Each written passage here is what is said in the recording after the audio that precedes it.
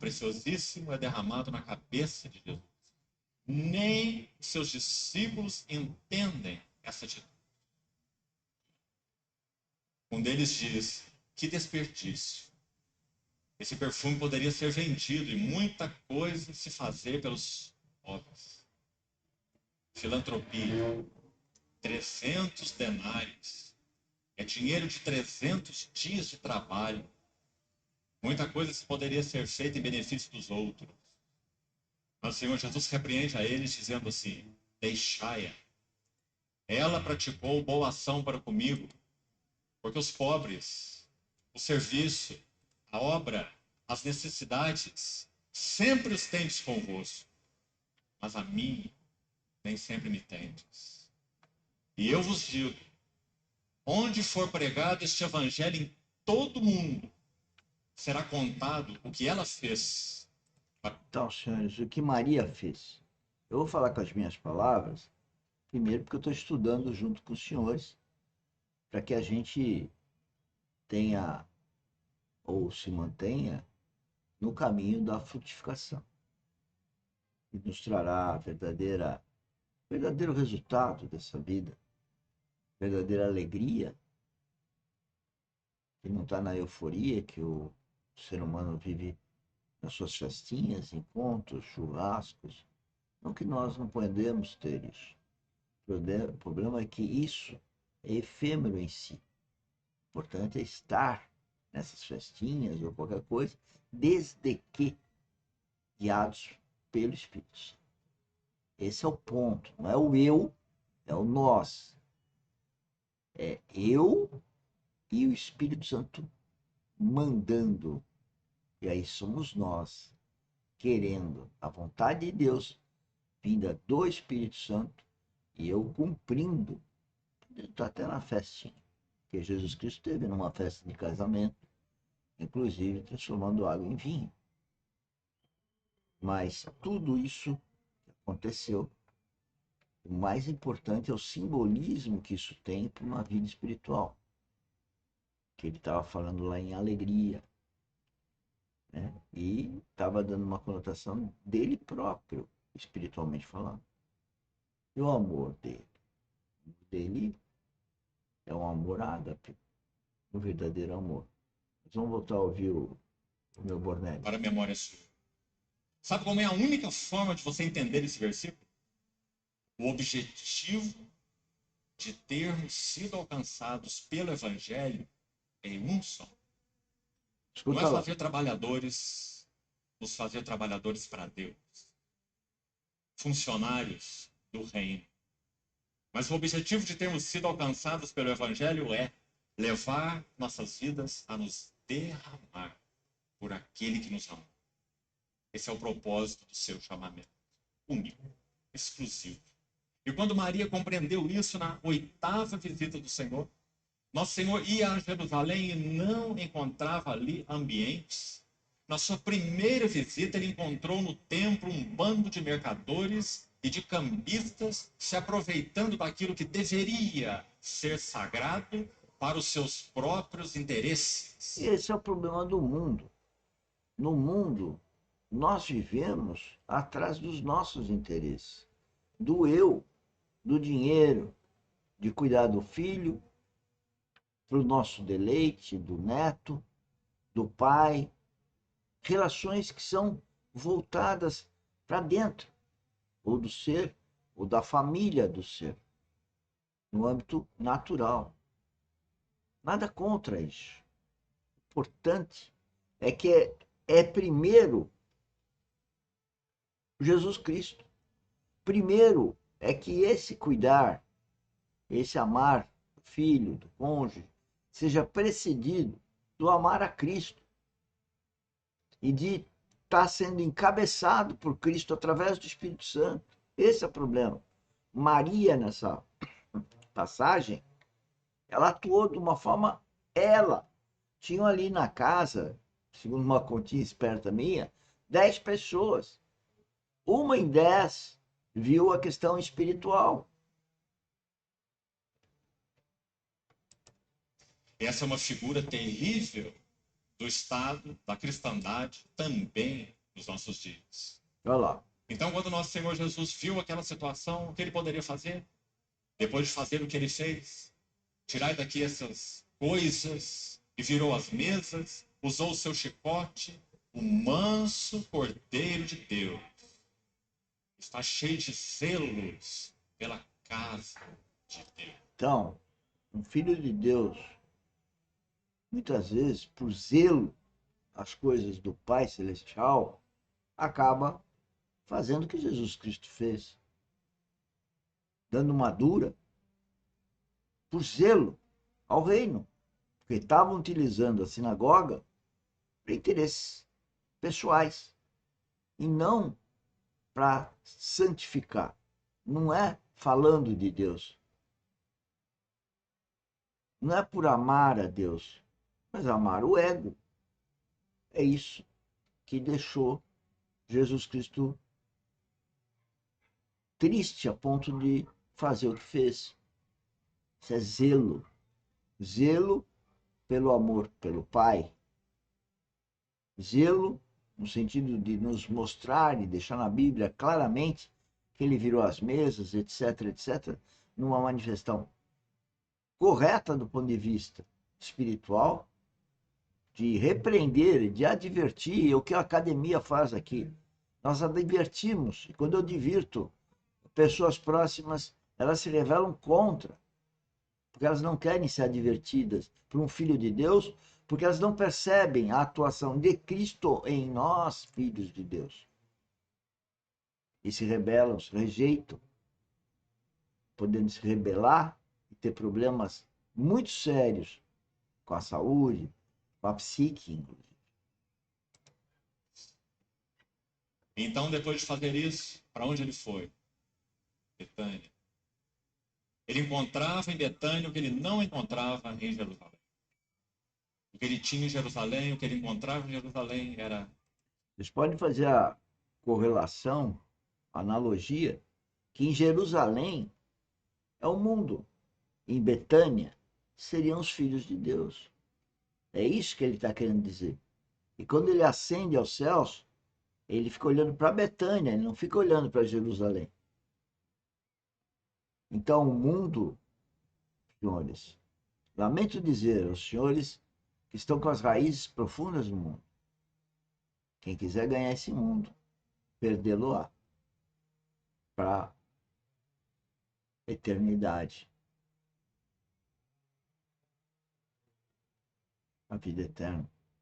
Quem quiser ganhar esse mundo, não terá a vida eterna. É isso que a palavra diz. E é isso que eu peço para vocês divulgarem e virem estudar com a gente e ver as referências que eu estou fazendo. Eu não estou falando porque eu acho. Eu estou falando porque eu estudo, confio nos preletores que eu estudo, confiro na palavra de Deus e me é revelado. E me cumpre vir aqui publicamente falar, que pese muitos vão ficar contra. Mas é assim, sempre foi assim. Faça um raciocínio. Adão e Eva cortaram com Deus, se distanciaram, porque desobedeceram, não cumpriram o não comer de tal árvore. O que aconteceu com os seus dois filhos? Um matou o outro. Eles não tinham problema de trânsito, eles não tinham problema de dinheiro, eles não tinham problema nenhum. Mas, espiritualmente, um foi excitado para matar o outro. religiosidade. Carne religiosa. Mas em Betânia ele encontrava descanso para o seu coração. E por quê? Porque nosso Senhor Jesus tinha em Betânia três coisas. Presta atenção, olha lá. Ele tinha ouvidos que o ouviam. Então, quem não ouve Cristo não está sendo leal a uma vida cristã. Continua. Ele tinha mãos que o serviam. Ou seja, nós estamos aqui para servir aos outros, com os talentos que Deus nos deu. Não é para ser servido. As pessoas usam os talentos para se servirem. Não, vou trabalhar para viajar. Não, eu vou servir para dar glória a Deus. Esse seria o certo. Seria não, é. E Marta, ele tinha um coração que o amava. um Lázaro. coração que eu amava. E Lázaro. isso supria toda a necessidade do nosso Senhor Ou Jesus. seja, se eu não amo Jesus Cristo, eu estou fora. Eu estou sendo rebelde. Posso estar me apostatando. Tá aí, as três coisas.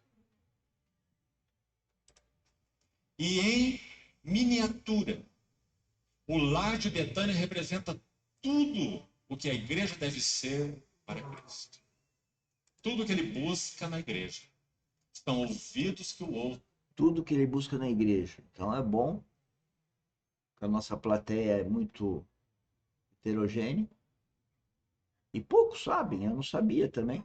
Igreja não é uma edificação, igreja não tem denominação, igreja não tem endereço. A igreja é formada por indivíduos que nasceram de novo e que tiveram e têm o espírito que, quando nascemos da barriga da nossa mãe, nasceu mortificado, apagado, desligado, por causa dos delitos da raça humana que vem lá do Éden de Adão e Eva. E aí, com Jesus Cristo, eu posso renascer espiritualmente, nascer de novo, renascer, nascer de novo, e aí nascer o meu espírito, vivificar o meu espírito, ter uma conversão. Só que essa conversão, senhores, leva a um desligamento do mundo. Vivo no mundo, cumpro as questões humanas, mas os valores, os afetos, não estão no mundo mais. E eles devem ser, através do processo que a Bíblia fala em crucificação, ser cortado. Mãos que o sirvam e corações que o amem. E era isso que ele encontrava em Betânia. Então, quando Maria quebra o vaso de alabastro, aí há uma lição extremamente importante. Porque, querido irmão, isso poderia acontecer de uma outra maneira. O relato poderia, circunstancialmente, nos dizer que esse vaso foi tomado e o perfume foi simplesmente derramado. Mas o relato não é assim. O relato diz que o vaso foi quebrado. Basta você combinar o relato de Mateus 26, Marcos 14 e João 12. E você vai ver que o vaso de alabastro foi quebrado.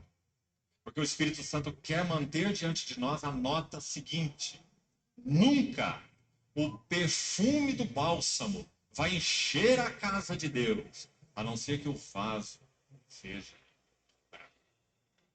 Sabe o que significa esse vaso ser quebrado? Significa eu e você sermos quebrados. Significa se arrancar dos nossos afetos das coisas do mundo.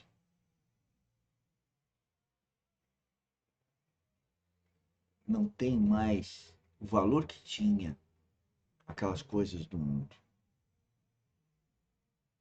Viagens, festas, Réveillon, Natal, festinhas de aniversário, churrasco, uísque, cerveja. E todos esses afetos do mundo.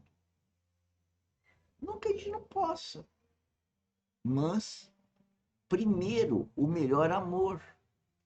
E a hora que a gente começa a transformar a nossa mente, na mente de Cristo, nosso caráter, no caráter de Cristo, e a nossa conduta, na conduta de Cristo em nós, porque ele começa a ser edificado em nós, o mundo reage contra nós. Eu costumo dizer que o inimigo percebe o cristão no outro e faz o próprio marido agredir a própria mulher agredir o marido. O próprio filho agredia o pai. O próprio pai agredia o filho. Rejeitar, dizer que está louco. É assim que funciona. Por que a gente pode explicar que uma filha mata seus pais? Por que a gente pode explicar que os pais jogam a filha pela janela? Se não é mão do demônio. É porque a gente começou a estar muito longe de uma vida, de um amor de Cristo. E você que não tirou a mulher ou o filho pela janela e nem matou sua filha nem seu pai, não vai pensar que nós somos santos. Nós não somos santos. Acabou de dizer de quebrar o vaso. O vaso é uma figura do indivíduo. O vaso, no caso, é uma figura de um filho de Deus. O que dirá aquele que é religioso? O que dirá aquele que é ímpio? Aquele que não crê em Deus, às vezes crê mais na prática do que aquele que se intitula religioso. O caminho da frutificação é o caminho da cruz. Sem quebrantamento